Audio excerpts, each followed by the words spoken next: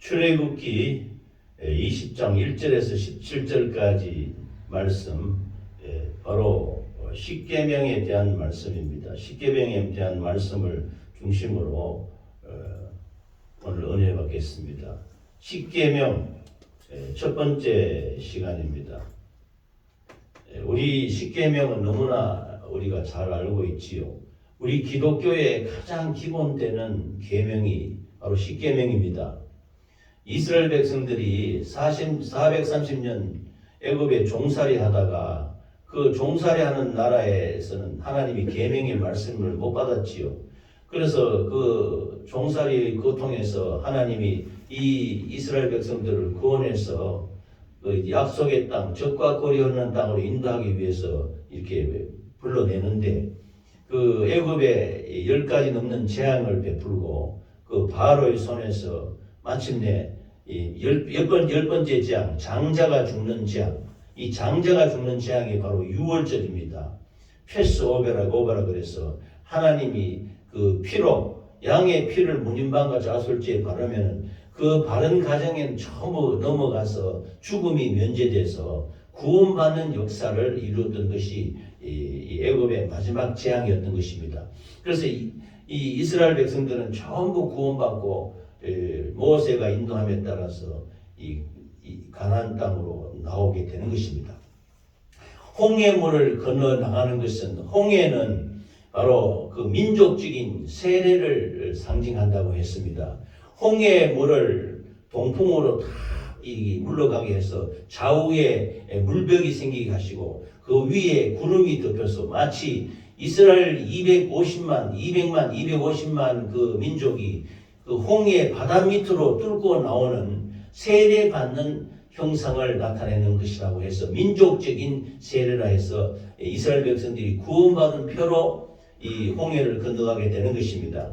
홍해를 건너서 하나님이 그 임재하시는 시내산 중턱까지 오게 되는데, 오는 과정에도 지난 시간에도 말씀드렸습니다. 그 과정 속에 이스라엘 백성들이 먹을 양식과 물이 없기 때문에 불평하고 원망할 때 하나님이 반석을 쳐서 생수를 나게 하시고, 또 하늘의 만나, 하늘의 양식이 만나를 내리셔서 이스라엘 백성들을 먹이는 것입니다. 그래서 12명의 정탐꾼을 그 가나안 땅에 보내서 너희들이 들어갈 그 땅을 정탐하고 오라고 했는데, 이들이 들어가서 40일을 그 가나안 땅을 정탐하고 12명이 들어와서 보고하는데, 10명은 아주 부정적으로 그곳에 가니 아낙 자손이 있고 큰 성곽이 있고 우리는 그들에 비하면 체격도 좋고 메뚜기와 같다 해서 우리는 들어가면 안 된다, 다 죽겠다, 이렇게 부정적으로 보고를 하는 것입니다. 그래서 2명인 여호수아와 갈렙만이 아니다, 하나님이 함께 하시면 저 땅은 우리에게 주신 약속의 땅, 젖과 꿀이 흐르는 땅이다, 들어가자. 그런데 이스라엘 백성들이 그 10명의 정탐꾼의 말을 들고 울고 불고, 왜 모세야 이런 척박한 곳에 우리를 데리고 와서 양식도 없고 물도 없는 데 데려와가지고 하늘의 그 만나를 먹게 하셨는데, 이게 애굽에 종살이 하면서도 그 고기 가마 옆에 있을 때 얻어먹던 때가 나왔다, 왜 우리를 여기 데려왔냐, 다시 돌아가자, 이러면서 하나님 앞에 하나님을 믿지 않고 불신앙으로 말하면 하나님께 범죄했던 것입니다.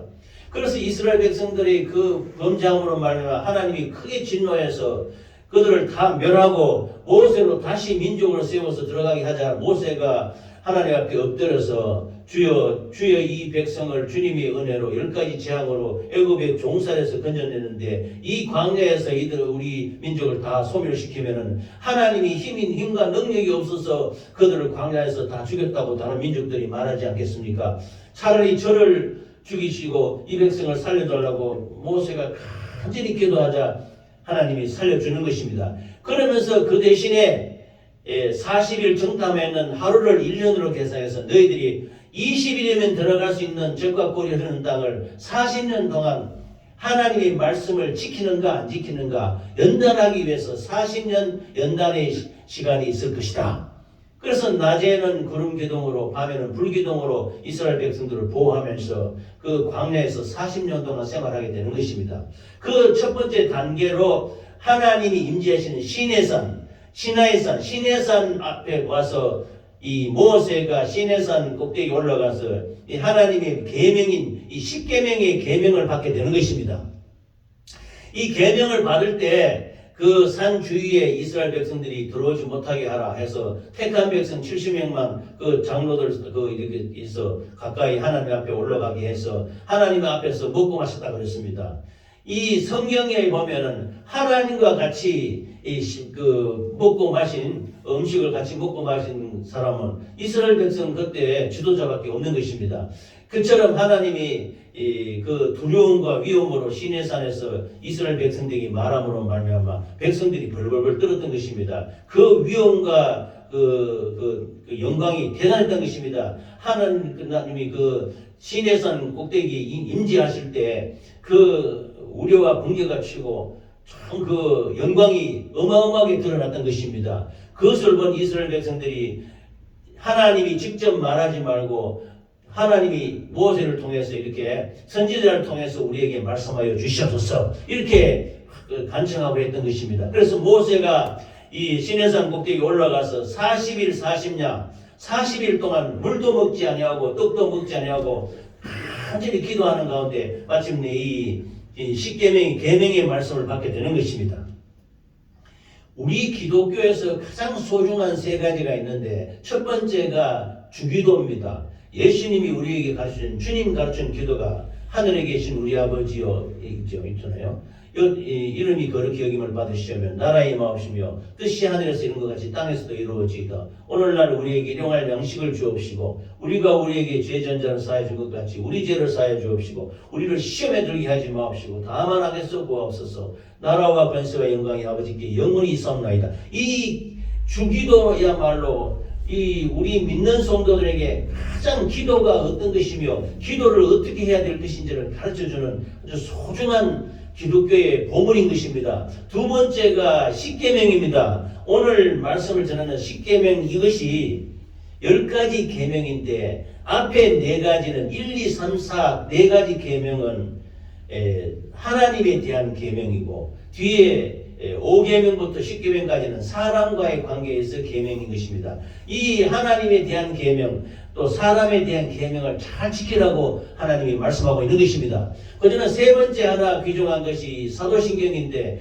이것은 물론 성경에는 없지만 사도들이 그 신앙의 그 고백을 아주 성경 전체를 통해서 요약해서 만든 전능하사 천지를 만드신 하나님 아버지를 내가 믿사며 이렇게 되는 이 사도신경 또 주기도 또 십계명 이 세 가지를 기독교의 교회 세 가지 세계 보물이라고 말하고 있는 것입니다. 그래서 오늘 이 십계명 이 십계명은 바로 율법을 주신 하나님이 이스라엘 백성들을 사랑해서 그 애굽의 종살이로부터 구원해내고 그 구속해내신 하나님이 바로 여호와 하나님이라는 것을 말씀하기 위해서 십계명을 내려줬던 것입니다. 계명을 지키라는 것입니다. 그래서 그 계명에 보면은 너는 나 외에 다른 신들을 내게 두지 말라. 제1계명입니다. 그래서 1계명, 2계명은 하지 말라 하는 것은 1계명과 2계명 하지 말라는데 여기는 하게 되면 반드시 형벌이 있다는 것입니다. 그런데 우리가 십계명을 지켜서 구원받는 것은 아닙니다. 십계명은 구약시대에 이스라엘 백성들이 우리 믿는 사람에게 주신 가장 소중한 계명인데 이 십계명은 바로 이 백성들이 하나님 앞에 지켜야 될 것, 또 사람과의 관계에 지켜야 할 것을 하나님이 내려주신 것입니다. 그러므로 가장 우리 기독교의 핵심되는 계명인 것입니다. 그러므로 이 계명은 반드시 우리가 이루어 나가야 되고 지켜 나가야 되는데 이 계명을 지킨다고 해서 우리가 구원받는 것은 아닙니다. 그런데 이 계명을 또 이루어 나가야 이 계명을 통해서 우리가 죄를 깨닫게 되는 것입니다. 그래서 이 십계명에 대한 내용은 상당히 방대하기 때문에 2시간에 걸쳐서 이번 주에 말씀을 증거할 텐데 첫 번째 시간인 것입니다. 그래서 십계명은 바로 소중하게 우리를 이 애굽의 땅에서 구원해주신 이스라엘 백성들을 하나님이 인도하시는 과정에서 죄를 깨닫게 하고 하나님 앞에 어떻게 해야 하나님을 잘 믿고 나갈 것인지를 가르쳐주는 것이 십계명인 것입니다. 그래서 첫 번째 보면은 너는 나 외에 다른 신들을 내게 두지 말라 그랬습니다. 그래서 첫 번째 계명이 어떤 신이라도, 그러니까 우리 기독교의 하나님은 유일신 사상입니다. 유일하신 하나님이시다는 겁니다. 그러므로 하나님 한 분 외에는 어떤 다른 신도 하나님 앞에 두지 말라는 것입니다. 어떤 물질이든 명예든 권세든 우상 잡신이든 미신이든 이런 그 불교 뭐 등등 이런 어떤 종교라도 나 외에 다른 신은 내 앞에 두지 말라. 하나님만이 참 신이고 하나님만이 참 구원주요 하나님만이 참 우리 구원하신 유일하신 하나님이라는 것을 우리에게 말하는 것이 첫 번째 계명. 나 외에는 다른 신들을 내게 두지 말라. 이런 이 말씀인 것입니다. 그래서 유일신 사상이라는 것입니다. 그러므로 하나님 앞에 그 무엇보다도 더 사랑하는 것이 있어서는 안 된다는 것입니다. 자식도 하나님보다 더 사랑하면 이것이 첫째 계명을 어기는 것이고 물질도 명예도 권세도 직장도 더 사랑하게 되는 것은 나 외에 다른 신을 내게 두는 것과 같은 것입니다. 그러므로 우리가 기도하고 이렇게 할 때 하나님 외에 다른 것을 내 앞에 둘 때 그것은 유일하신 하나님의 그 계명을 어기는 것이 되는 것입니다. 두 번째 제2계명은 우상 숭배하지 말라는 것입니다. 너를 위하여 새긴 우상을 만들지 말고 또 위로 하늘에 있는 것이나 아래로 땅에 있는 것이나 땅 아래 물속에 있는 것의 어떤 형상도 만들지 말며 그것들에게 절하지 말며 그것들을 섬기지 말라. 나 내 하나님 여호와는 질투하는 하나님인즉 나를 미워하는 자의 죄를 갚되 아비로부터 아들에게로 3, 4대까지 이르게 하거니와 나를 사랑하고 내 계명을 지키는 자에는 1000대까지 은혜를 베푸느니라 그랬습니다. 이때 이 이스라엘 백성들이 들어갈 그 가나안 땅에는 가나안 7족속이 먼저 그 땅을 점령하고 있어요. 가나안 7족속은 아주 우상 숭배를 많이 하고 유일하신 하나님이신 여호와 하나님을 알지 못하고 그 우상 숭배가 만연해서 그야말로 그 처참하게 더럽혀진 그 땅이 되었던 것입니다. 그래서 그 팔레스타인 땅에 범람하는 우상 숭배를 절대적으로 하지 마라. 우상이 뭐냐면 사람들이 복을 구하려고 복을 구하고 복을 구하다고 하다가 보니까 인간이 만들어낸 형상이라는 겁니다. 사람이 손으로 만들어서 이것이 신이다. 이것이 우리를 구원할 구원주다. 이렇게 해서 그 형상 앞에 절하고 그 형상을 숭배하고 그것을 경배하고 이렇게 하는 것입니다. 사람이 무지해서 몰라서 그 형상, 사람이 만든 형상을 숭배하고 하는 것이지 이것은 한편으로는 복을 구하는 것보다는 하나님 걸 가까이 나아가는 것을 방해하는 하나님과 더 멀어지고 하나님과 원수되게 하는 것이 이 우상숭배인 것입니다. 그래서 이 우상숭배를 보면은 이 아담과 하와가 에덴 동산에서 살다가 하나님의 말씀을 거역하고 먹지 말라 한 선악과를 먹지 않았습니까? 그래서 이 하나님과의 관계가 단절됐는데 끊겨서 에덴 동산에서 추방되어서 세상에 나오게 됐는데 세상에 나온 사람들이 하나님을 알지 못하고 자기가 좋아하는 형상에 따라 뭐 소나 짐승이나 이런 세상 그 자연물 모든 이런 것을 형상을 만들어서 숭배했다는 것입니다. 그래서 이것이 인간에게 복을 주는 것이다. 이래서 이것이 다 사람들이 복을 구하는 신앙, 구복신앙, 기복신앙에서 기인된 것이 우상숭배인 것입니다. 그래서 헛된 욕망으로 내가 잘 되보려고 복을 받아보려고 찾는다고 찾는 것이 우상숭배, 형상을 만들어서 숭배하게 되었다는 것입니다. 그래서 하나님이 제일 신한, 그래서 너를 위하여 새긴 우상을 만들지 말고 하늘에 있는 것이나 땅에 있는 것이나 바다에 있는 것이나 어떤 형상이 만들지 말고 절하지 말고 섬기지 말라. 하나님이 아주 계명, 두 번째 계명으로 아주 이렇게 했습니다. 그래서 이 우상은 실체도 없는 것인데 이것을 사람들이 형상을 만들어 가지고 또 자연물의 형체를 만들어 형상화 시켜서 그 앞에 절하고 음식물 갖다 바치고 돈 갖다 바치고 이렇게 하는 것입니다. 그러므로 우리가 우리 조상들도 보면은요, 우상 숭배에 대한 전통이 많이 있거든요. 제사 지내고 모든 이런 것들이 다 우상 숭배에서 하나님을 알지 못하는 가운데 하나님을 찾는다고 찾는 것이 우상 숭배하는 그런 풍습이 있게 되었다는 것입니다. 그래서 조상 숭배라는 미명 아래 귀신을 숭배하고 우상 숭배하는 것이 이 우리나라에 만연이 되어 있는데, 이것은 하나님을 찾는다고 하면서 하나님을 모르고 우상을 인간이 만든 형상에 따라서 그 귀신에게 제사하는 것이 되고 말았던 것입니다. 그래서 하나님이 말씀하시기를 나를 미워하는 자의 죄를 갚되 아비로부터 아들까지 3, 4대가 저주를 받는다 그랬습니다. 이것은 우리 하나님이 무슨 시기 질투를 많이 해서 우상 숭배하는 자라면 그냥 반드시 없애버리고 3, 4대가 저주받게 하는 이렇게 아주 처벌을 내리기 위해서 이렇게 한 것이 아니고, 그만큼 이 조상 숭배, 우상 숭배하면 그 영향력이 자손까지 많이 미치게 된다는 것입니다. 그 죄의 영향력이 내려간다는 것입니다. 죄가 유전되거든요. 그래서 조상 숭배하고 우상 숭배하면서 하나님을 알지 못하고 이런 했던 영향력이 그 후손에까지 미쳐서 이것이 하나님의 사랑에서 떨어져 나가게 만드는 원인이 되는 것입니다. 이것을 하지 말라고 하나님이 뜨겁게 간청하는 마음으로 3, 4대가 저주를 받는다 그랬고, 나를 사랑하고 내 계명을 지키는 자에게는 1000대까지 은혜를 받는다 그랬습니다.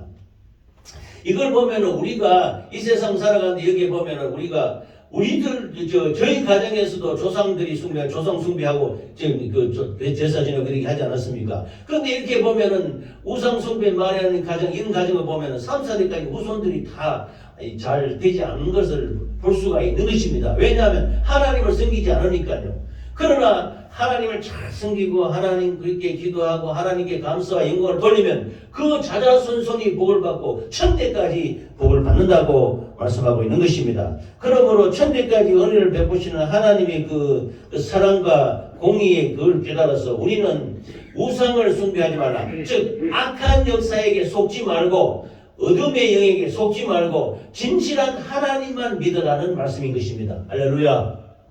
세 번째 계명은 너는 내 하나님 여호와 이름을 망령되게 부르지 말라. 여호와는 그의 이름을 망령되게 부르는 자를 죄없다 하지 아니하리라 그랬습니다.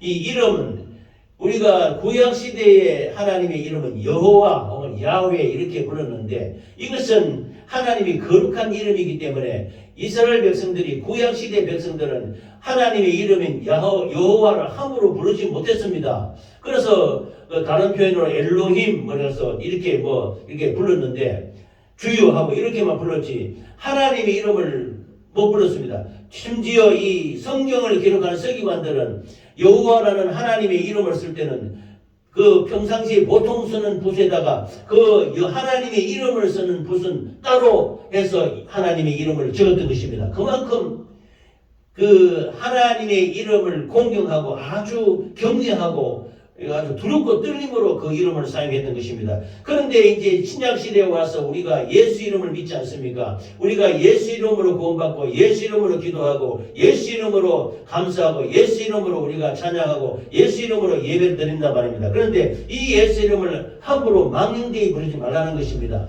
그러므로 예수 이름은 가장 전지전능하신 이름이요, 예수 이름은 거룩하신 이름이요, 예수 이름은 우리가 감히 우리를 볼 수 없는 전능한 하나님의 이름이 예수 이름인 것입니다. 그래서 예수님이 말씀하셨습니다. 내 이름으로 무엇이니 구하라 내가 시행하리라.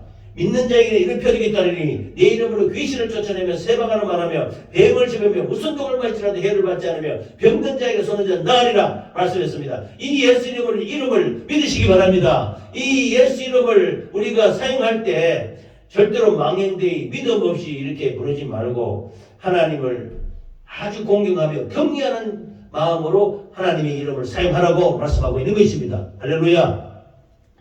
그래서 우리 하나님은 우리의 구원주시오, 또 우리 인간을 창조하시고 우리를 지배하시고 우리를 하나님이 자녀 삼아 주셔서 우리를 구원하신 하나님이신 것입니다. 그러므로 그 이름을 아주 존중히 여기고 그 이름을 공경하고 경외해야 되는 것입니다. 그래서 하나님의 이름을 망령되이 일컫는 자는 죄 없다 하지 아니하리라. 죄가 반드시 있다는 것입니다. 그러므로 하나님의 이름을 공경하시는 우리 모두가 되시기를 예수 이름으로 축원합니다. 그래서 이 하나님의 이름을 공경하고 그렇게 하지 않으면 이 계명 보면 하지 말라 하라 이렇게 나누는데 하지 말라 하는 것은 더 강조해서 그렇게 하지 말라고 말씀하고 있는 것입니다. 그래서 예수 이름을 사용하되 하나님의 이름을 공경하고 영광을 돌리는 우리 모두가 되시기를 예수 이름으로 축원합니다.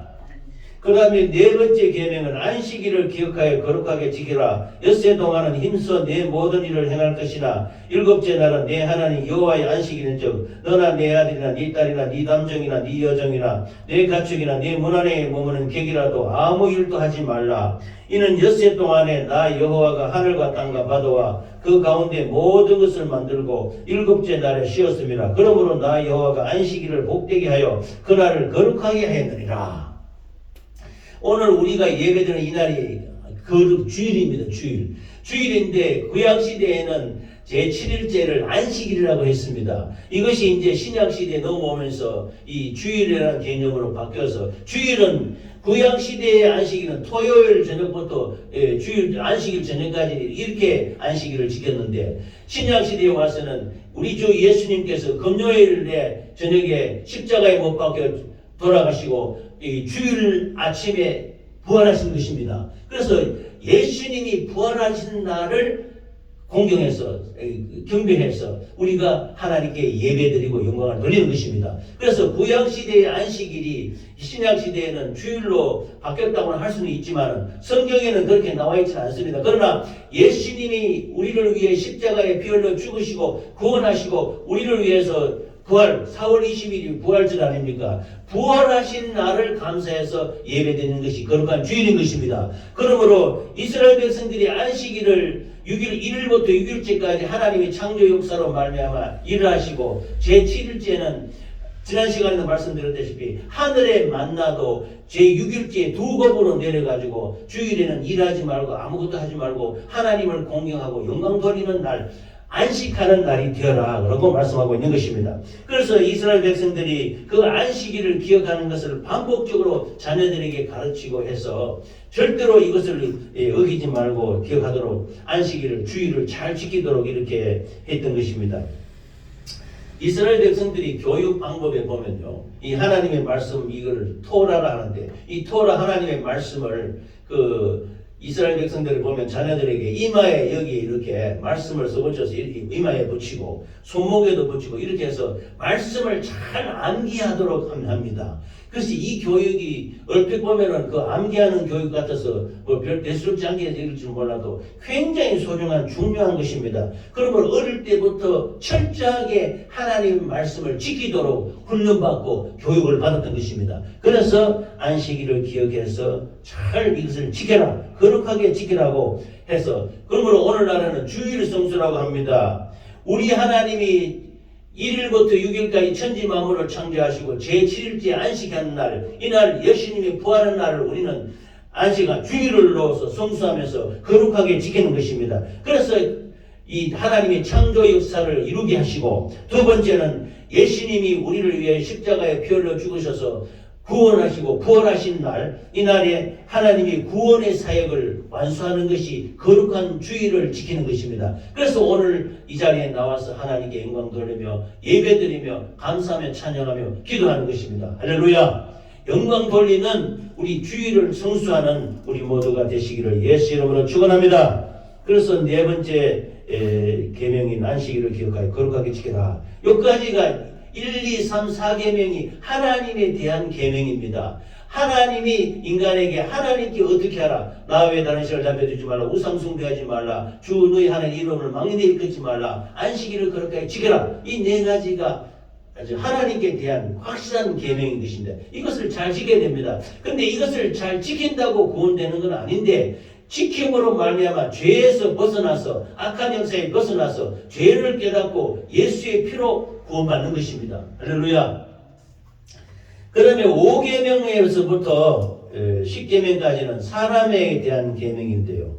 그래서 안식일 날을 잘 지켜야 하는 것은 심지어 지금 유대인은 안식에 절대로 일하지 않습니다. 심지어 뭐 반을 하나 먹이다는 반을 이렇게 드는 것도 이게 노동의 죄라 그래가지고 막 그러면 안 된다 하고 그래서 안식일날은 뛰지도 안 하고 그렇게 하다가 중세 그때 시대에 이 이스라엘 백성들이 안식일을 지킨다고 주일날 일 안 하고 주일날 외적이 쳐들어왔네. 그런데 안식일날 뭐 반을 하나도 못 들게 하는 계명이니까 외적이 쳐들어왔는데도 대항을 못하는 거예요. 무기 들고 같이 싸워야 되는데 안식일이라고 가만히 있다가 다 몰살당했다 하는 그런 그 전통도 있습니다. 그래서 그 다음부터는 그게 아니다. 주일날에 이 말에 얽매여가지고 안식일날 일하지 말라 하는데 얽매여가지고 뛰지도 안 하고 걷지도 안 하고 조용히 발걸음도 조심조심 이렇게 걷고 아주 천천히 걷고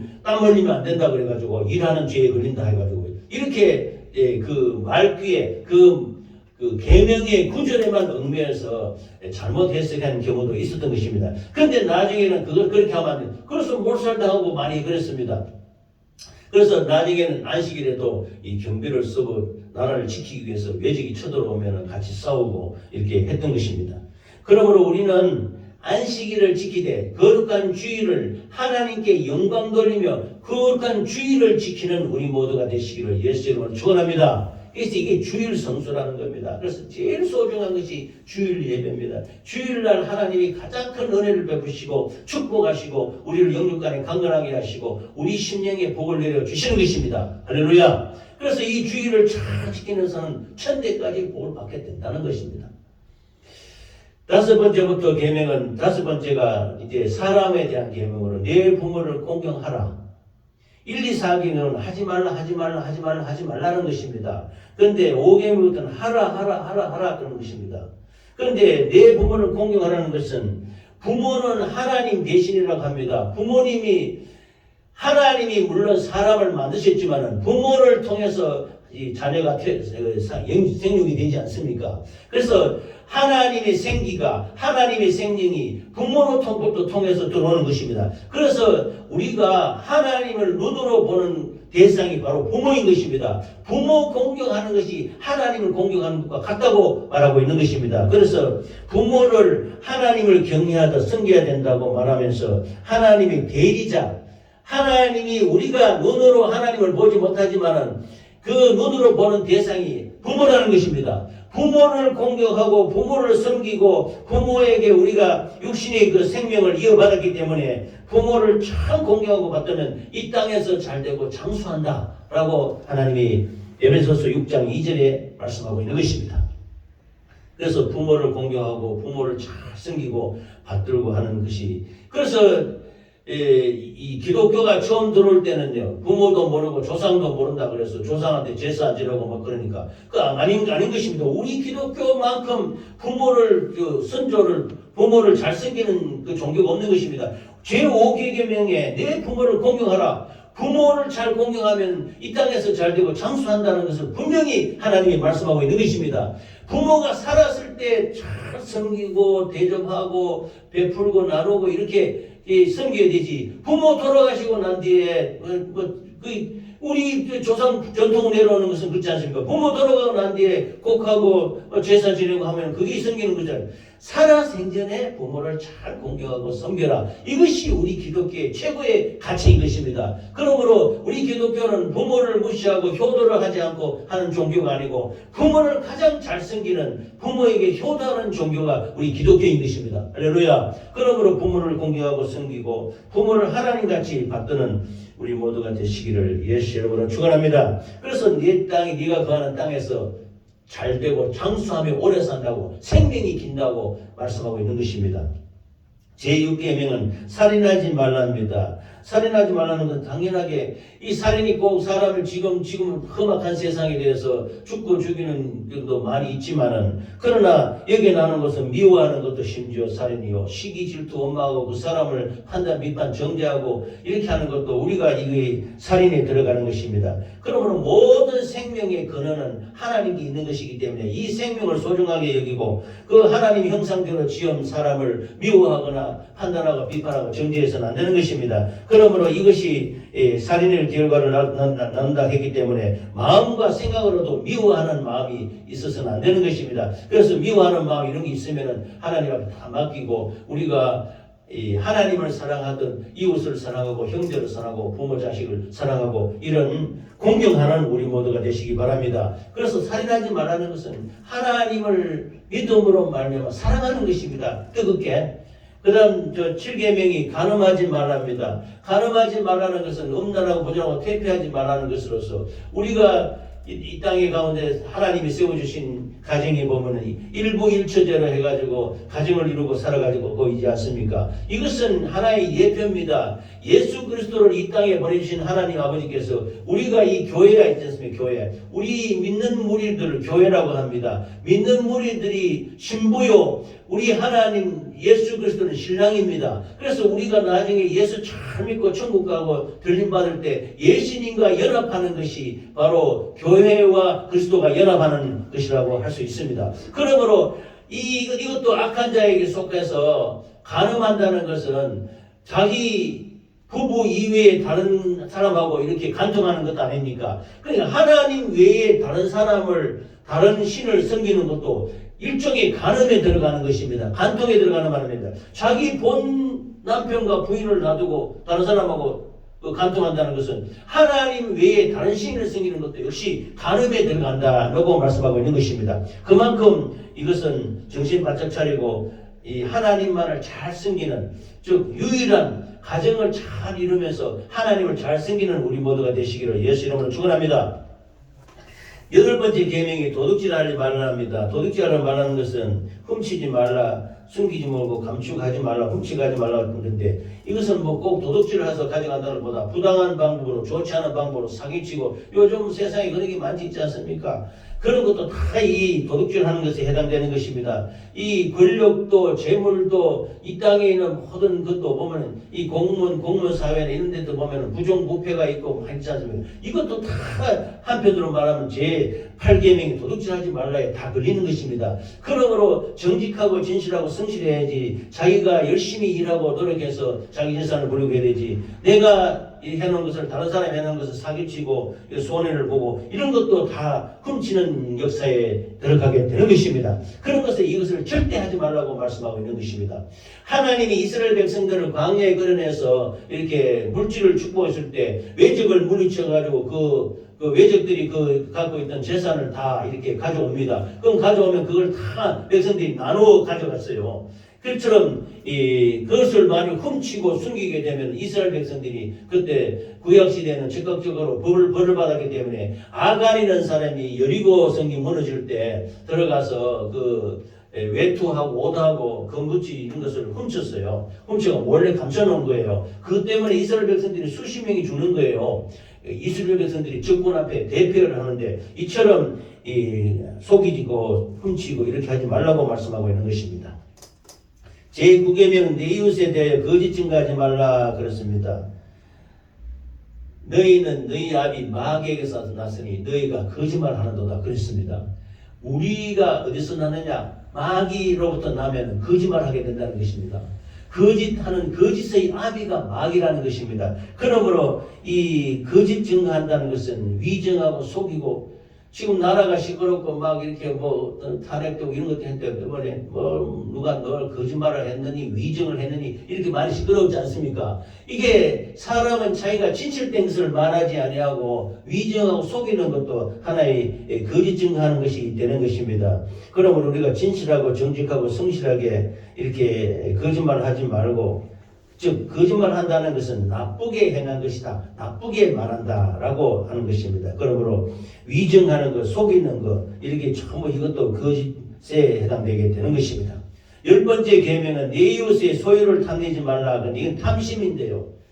그러니까 지금 우리 세상이 물질 만능주의 세상이 되어가지고 수많은 사람들이 이기주의가 되겠어요. 자기가 잘 살고 잘 먹고 잘 사고 이렇게 하려고 참 생존 경쟁이 치열한 세상이 아닙니까? 여기에서 쫙 보면은 이웃을 탐하고 자기가 소득 이외의 것을 지나치게 탐하고 탐심으로 말미암아 그 소유를 탐내는 것은 하나님한테 큰 죄악이라고 말하는 것입니다. 그러므로 이 탐심이 우상 숭배나 간음이나 도둑질하고 속이는데 그 기본되는 마음이 탐심입니다.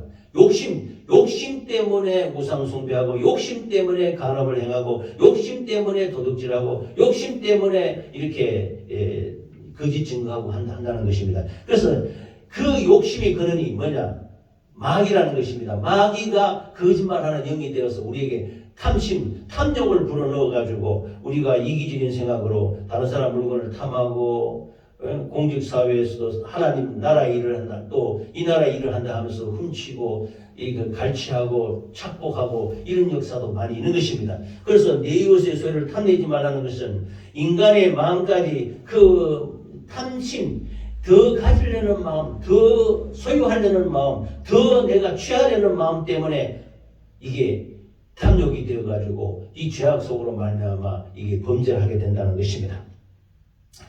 우리 기독교의 최고의 계명은 십계명입니다. 이 십계명은 시내산에서 이 이스라엘 백성이 내려준 것이지만 이게 대대후손까지 내려와서 지금도 우리 성경 말씀의 가장 소중한 계명은 십계명입니다. 이 십계명은 철저하게 우리가 성령으로 지켜야 됩니다. 철저하게 지키는데 지킨다고 우리가 구원받는 것이 아닙니다. 구원받는 것이 아니고 십계명을 지킨다는 뜻은 십계명을 통해서 우리가 하나님 앞에 잘못된 모든 죄를 깨닫는 것입니다. 그래서 율법이 뭐냐면 율법으로 말미암아 구원받지는 못합니다. 예수 그리스도를 믿어야 즉 복음으로 은혜로 구원받는데 우리가 죄로 말미암아 죽게 된 것을 모르지 않습니까? 모르는데 계명을 통해서 안다는 것입니다. 내가 어떤 탐심을 가지고 욕심을 부리고 살았는데 내가 죄인지 아닌지도 모르고 있었는데 하나님이 제발 10번째 계명에 네 이웃의 소유를 탐내지 말라 했기 때문에 거기에 딱 걸리는 거예요. 그러면 우리가 어떻게 되냐? 회개하면 돼. 회개합니다. 회개.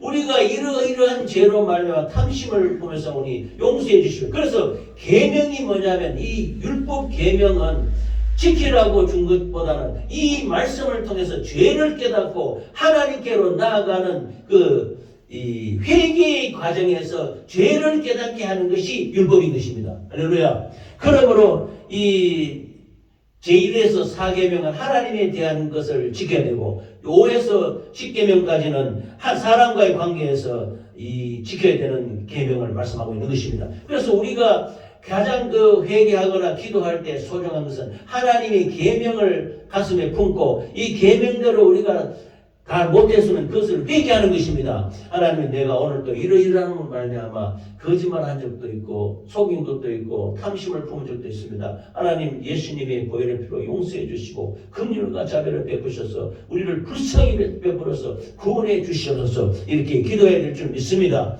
그래서 이 계명이 아니면 죄를 깨닫지 못한다는 것입니다. 그래서 우리 죄가 드러나야 예수 그리스도가 필요한 것입니다. 죄를 깨달아야 예수께로 나아갈 수 있는 것입니다. 율법을 알아야 복음이 들어오는 것입니다. 그러므로 오늘 말씀드린 이 십계명은 우리가 예수 그리스도에게로 나아가는 소중한 길이 되는 것입니다. 이 계명을 통해서 계명을 깨달음으로 말미암아 우리가 믿음의 길로 나아가고 갈 수가 있게 되는 것입니다. 이 십계명을 통하여 우리는 죽을 수밖에 없는 존재다. 사람이 얼마나 거룩할 수 있습니까? 아무리 그렇게 해도 계명을 잘 지켜도 인간은 거룩해질 수가 없습니다. 예수 그리스도의 보혈의 피로 씻지 않으면 거룩할 수가 없습니다. 그래서 하나님 말씀했습니다. 의인은 없나니 하나도 없다 그랬습니다. 전부 다 죄인이라 그래. 우리 중에 의인이 어디 있습니까? 다 죄인인데 그러면 우리가 어떻게 했냐? 예수 그리스도의 피를 믿음으로 말미암아 의롭다함을 잊게 되는 것입니다. 구원을 받게 된다는 것입니다. 더 깊게 은혜를 받게 된다는 것입니다. 그래서 예수의 피로 은혜 받고 예수의 피로 구원을 받게 되는 것입니다. 그러므로 죽을 수밖에 없게 되는 우리 존재임을 깨닫고 예수 그리스도의 십자가 보혈로 구원의 길로 나아가고 그 회개의 길을 열어주심에 감사하는 우리 모두가 되시기를 예수 이름으로 축원합니다. 예수님이 아니면은 계명으로 말미암아 지은 죄를 우리가 씻을 방법이 없어요. 그래서 이 계명을 통해서 죄를 깨닫고는 예수님 앞에 나와서 주여 이러이러한 죄로 우리 대신 십자가에 죽으신 예수님의 보혈을 피를 믿습니다. 이 피로 우리를 정결케 하여 주시옵소서. 날마다 보혈의 피로 가까이 나아가며 이 보혈의 피로 의지하여 주님의 은혜로 감사하는 우리 모두가 되시기를 예수 이름으로 축원합니다.